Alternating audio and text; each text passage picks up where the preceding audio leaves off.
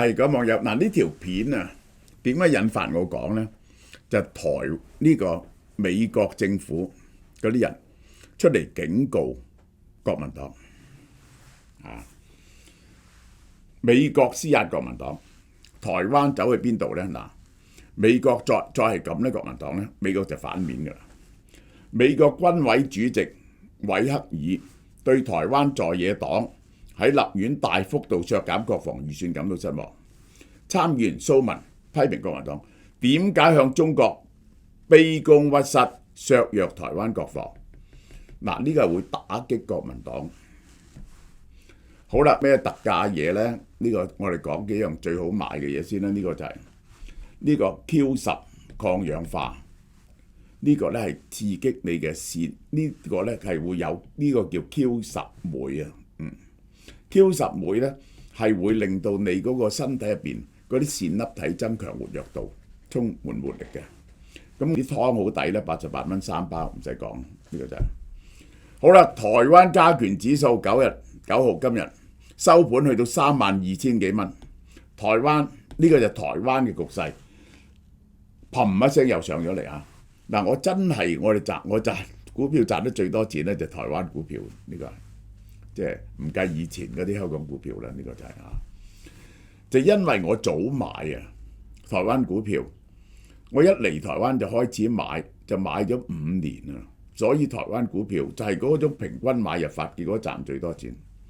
今日台灣股票32,000幾點。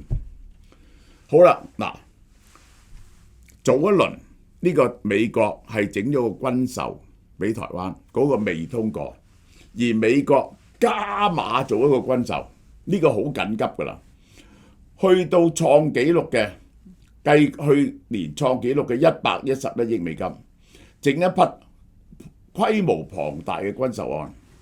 呢筆交易可能達到300億、200億，兩個加埋311億，2,000幾億嘅港紙，1萬億嘅台幣。內容係包括愛國者嚇，呢個係 NASAM， 呢個係一個防空導彈，呢個中程防空導彈。而家台灣最緊要加強個空防，同埋2種關鍵性嘅武器系統。呢個係好多錢嘅嘢嚟嘅。北京警告，北京發出嚴重關切。中方已經私下向美方發出警告，如果執意推動呢啲軍售呢，可以危及今年4月嘅訪華國事訪問。咁講，即係危害訪華嘅訪問啫，係唔係危害呢個中美之間呢個貿易戰嘅停火啊？習近平同 Donald Trump 嘅通話中強調，美方必定慎重處理。每次通話，習近平都係講軍售問題，都係講台灣問題。Donald Trump 政府內部有官員，中方講下嘅啫，佢敢同美國抹面咩？Donald Trump 政府希望喺台灣立法院通過預算之前就公布軍售案。目的好明顯，反制台灣在野黨阻擋國防預算嘅論點，直接將米已成法。點講呢？台灣在野黨你話好多唔係買美國嘢嘅，我哋阻擋嘅唔係美國嘢。我而家計條數俾你睇，呢啲就係買美國嘢嘅，你係咪敢阻擋？華盛頓嘅挫折感來自台北嘅政治角力，國民黨同民眾黨喺立法院聯手，阻擋賴清德提出嘅1.5萬億新台幣特別國防預算。即係點講呢？佢哋根本喺小組委員會阻住，唔敢拎去立法院討論，因為去立法院討論，佢哋敢唔投呢？如果唔投呢，不但只受到美國好大嘅壓力，而且台灣人可能唔肯過佢。民眾黨提出只係4,000億嘅削減版本，讓原本計劃好嘅軍購案面臨資金冇着落嘅風險。只係4,000億。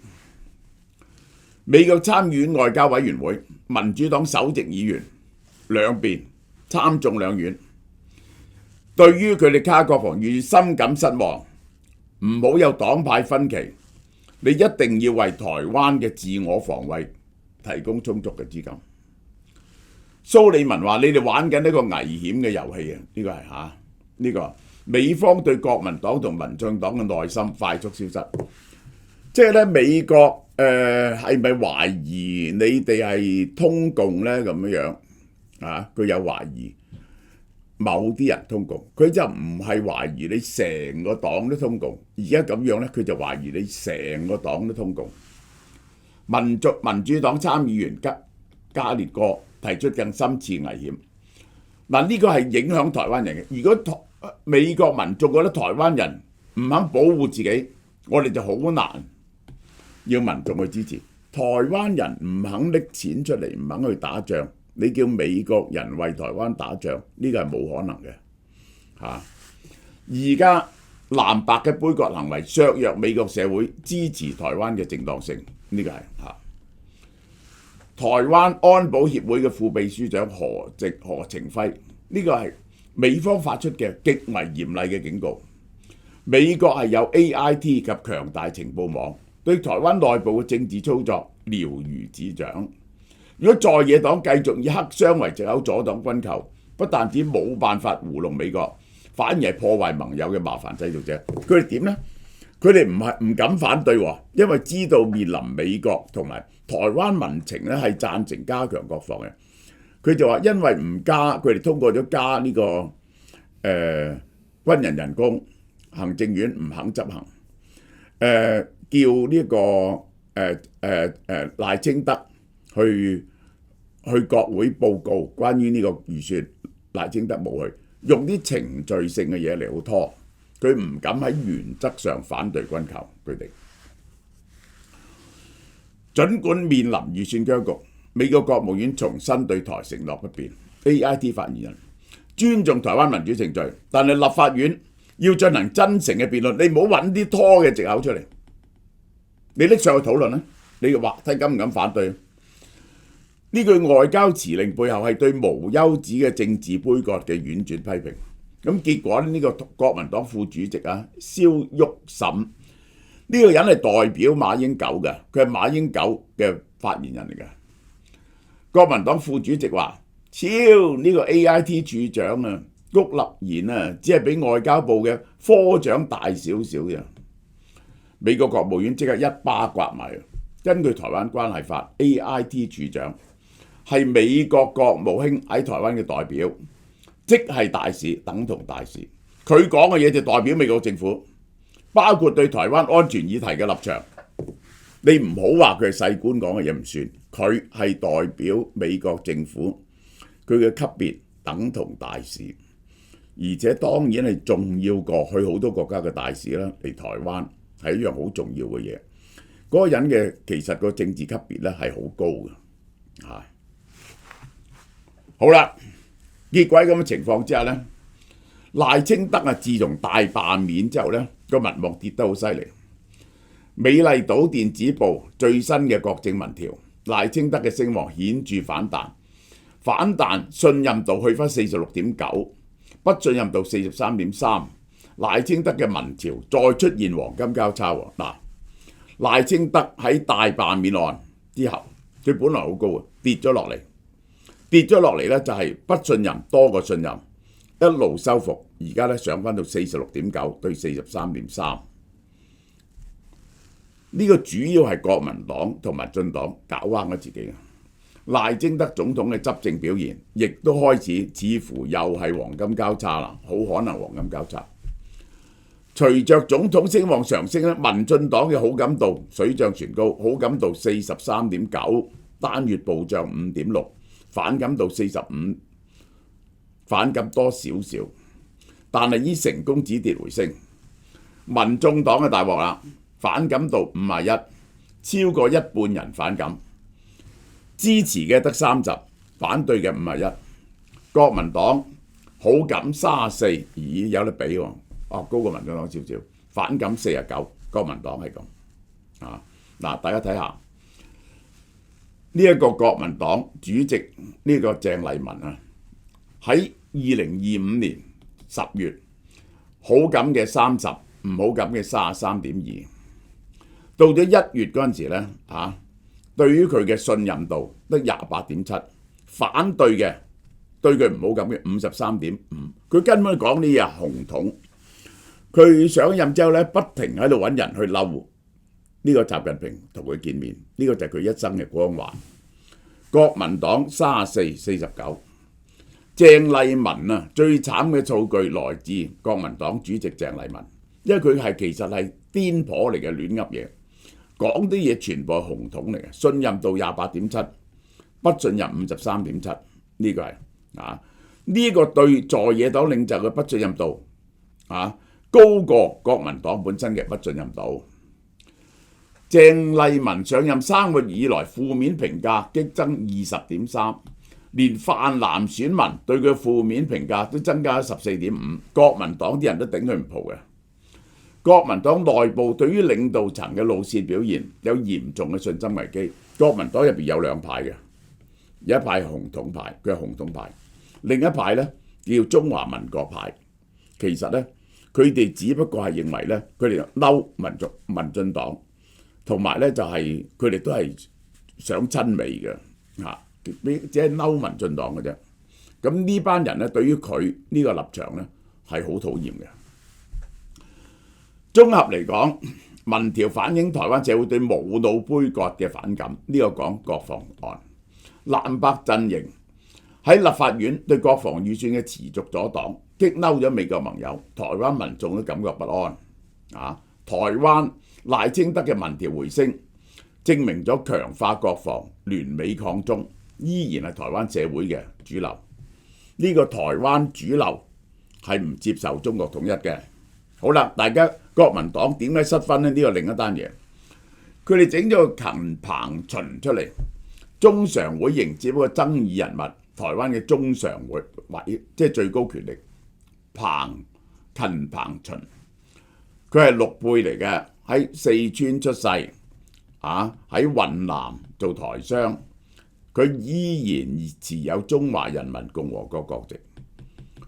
佢如果1年內搞唔掂呢個中華民國國籍咧，係可以取消佢嘅戶籍，將佢驅逐返中國嘅。佢嘅履歷充滿咗統戰色彩，係昆明台商協會會長、中國全國台聯嘅副會長、雲台文旅集團董事長。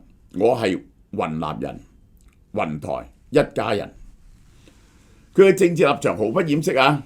佢係要體現一個中國原則嘅9·2共識。呢個一個中國原則嘅9·2共識即係咩啊？中國呢個世界得一個中國，而中國就係中華人民共和國。接受官媒採訪，期望兩岸早日統一，唔係咁。中國國台辦發言慰問台企聯，陳彭巡即刻回應，感謝祖國，我哋喺黨同國家領導下，為推進祖國統一進程作出貢獻。即係如果你仲有人認為國民黨唔係紅統派嘅呢，你就係我唔識得形容。呢個言論出自台灣最大嘅在野黨常委之手，引起外界對國民黨被紅色滲透嘅強烈質疑。台灣青年世代友好協會呢個張玉萌話：國民黨自我染紅，冇晒底線。呢個人呢，呢個勤王呢個人呢，係想宣誓，佢發咗誓，落實習近平思想，進入決策核心，有份參加縣市長嘅提名嘅。好啦，台灣嘅經濟係點呢？我一定要同你講，係震撼性嘅。第四季 GDP 暴衝12.68，所以台灣股票咧係仲會上升嘅喎。台灣主計2025年第四季經濟增長12.68，我未見過，好耐未見過咁嘅數字。1987年以來38年，80幾年嗰時咧就試過增長成咁嘅。87年仲係蔣經國時期。蔣經國時期之後咧，未試過增長得咁快嘅。呢個數字遠超 Bloomberg 預期嘅8.75，震驚全球金融市場。我都話台灣食咗3條供應鏈，一條供應鏈係台積電嘅供應鏈，呢個半導體嘅供應鏈，一條係 AI 供應鏈。因為 NVIDIA 佢嗰個 AMD 啊，佢哋嗰啲AI 嘅嘢咧，嗰啲配件啊，嗰啲零件啊，嗰啲配套嘅嘢，譬如話整個裝機櫃啊、冷卻呢啲嘢咧，係唔可以喺大陸做嘅，因為呢啲係敏感嘅嘢，所以全部喺台灣做。呢個咧就食到應晒嘅，呢個係。第三，仲有低空經濟嘅衛星，好多配件係喺台灣做嘅。好啦，大家睇下呢個就係呢個係台灣第四季係嘣一聲去翻到呢一度，去翻到呢度，蔣經國時期呢個台灣呢一段係好犀利。即係呢啲咁嘅反彈去到呢度咧，係因為衰退咗啫。08年衰退，從來都喺呢條線度5-6%、4-5%呢輪。以前呢度咧就係6-7%，呢個6-7%。馬英九時期呢一個係已經係乜嘢嚟㗎？李登輝時期呢幾年你睇下幾犀利，呢個幾犀利。全年表現8.63，哇！呢個犀利啦，驚人嘅數字。受惠於第四季全年8.63， 15年來新高。相較之下，鄰近地區南韓1%，香港3.5%，新加坡4.8%，中國5%，台灣遙遙領前。呢波成長嘅核心來自 AI， 全球對高階晶片 server 嘅需求爆炸，台灣作為供應鏈核心，出口動能全面引爆。淨係個台積電2026年資本開支560億。進一步確認咗產業嘅長期榮景。不止出口，內需消費表現不錯，受惠於政府普發現金同埋股市財富效應，民間消費增長3.43%。汽車汰舊換新嘅新補貼政策帶動咗車市買氣，成為拉抬消費嘅重要支援。呢個就係根據 IMF 統計，台灣2025年人均 GDP 37,000蚊美金。超越咗南韓嘅35,000，超越咗7%度，超越呢個日本 10%。台灣第一次喺人均收入入邊呢一個係穩居東亞第一，不含港澳新，因為港澳新咧就唔算係東亞，唔算係東亞。我哋睇一個排序新加坡第一，94,000蚊。澳門74,000蚊，香港56,000，台灣37,000，南韓35,000，日本34,000，文萊33,000，馬來西亞13,000。呢個第二個級數嘅嘢嚟嘅，即係文萊啲咁少嘅國家咧，其實係因為資源國呢啲係睇石油價錢嘅。中國13,000，泰國7,900，馬來西亞勉強高過中國。雖然數字亮眼，經濟學家提出警告。高度依賴科技業，財富分配不均，呢個就點解？即係咧，台灣係兩種企業。我都話台灣好似個沙漠上邊有幾個綠洲，嗰幾個綠洲非常繁榮。嗰啲綠洲就係嗰啲高科技呢個通訊呢啲咁樣嘅嘢。但係嗰啲服務業咧係非常落後嘅。新財富金融業冇辦法外溢到服務業同傳統產業。一般民眾對於人均119萬台幣嘅數據感到享受唔到好啦，呢個就係台灣嘅現實。我可以話俾你聽，如果國民黨同呢一個民眾黨再反對咧，黃國昌去完翻嚟咧，個聲氣已經軟咗。美國係揾人逐個同佢哋講嘅如果你再敢反對咧，真係可能對佢哋幾個人咧祭出制裁嘅，呢個係咧佢哋受唔住嘅。而佢哋喺如果佢哋一受到制裁咧，佢喺台灣選舉咧係唔使選。呢個台灣人咧係絕對唔會贊成同美國作對嘅。好啦，夏文汐做呢隻我哋嘅呢個最高牌子嘅呢一個係嘅代言人呢個就係。聽下佢點講先。點解我 keep 得咁好？今次去韓國就係為咗補貨呢隻 Hankook Life Longevity Complex NMN。韓國萃取技術結合5大逆齡成分，每日2粒 NAD+ 激增，仲有白藜蘆醇、亞精胺同 TMG 抗氧化，同時修復細胞，為身體打造長期健康基礎。咁神奇，邊度有得買啊？香港似貓貓網上店同實體店都有售㗎。想同我一樣青春常駐？快啲行動啦！